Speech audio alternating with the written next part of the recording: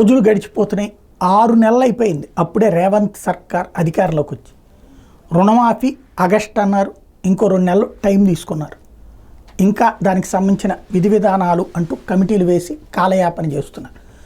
అదే సందర్భంలో అధికారంలోకి వచ్చిన 100 రోజుల్లోనే అన్న సంగతి మర్చిపోయారు.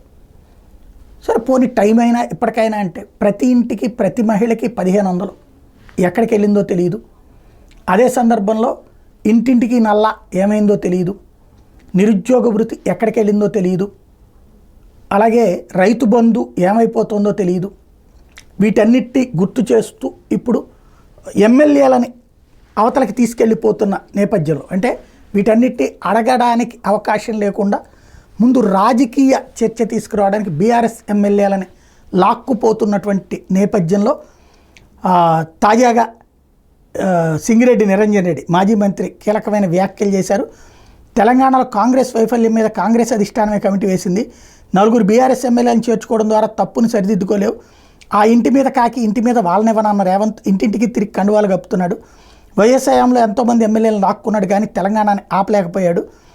తెలంగాణ అనేది నిరంతర జ్వాల, దాన్ని నిరంతరం కాపాడుకుంటాం. తెలంగాణ తెచ్చిన పార్టీగా 10 ఏళ్ళు గొప్పగా పాలించిన పార్టీగా నిరంతరం పోరాడతాం. 4 ఎమ్మెల్యేలు లాక్కోవడం మూలంగా బీఆర్ఎస్ పార్టీని బలహీనపరచగలం అనుకుంటే పొరపాటు. కాంగ్రెస్ ఇచ్చిన హామీల అమలుతోనే సాధ్యం. అవి సాధ్యంగానే హామీలు కాబట్టి మీరు విజయవంతం కాలేరు. రాష్ట్రంలో 2 నెలలుగా పింఛన్లు ఇవ్వడం లేదు. రైతు బంధు ఎప్పుడు ఇస్తారని రైతులు అడుగుతున్నారు. కోరి తెచ్చుకున్న మొగడ కొట్టినా పడాలి తిట్టినా పడాలి అన్నట్టు పరిస్థితి ఉంది.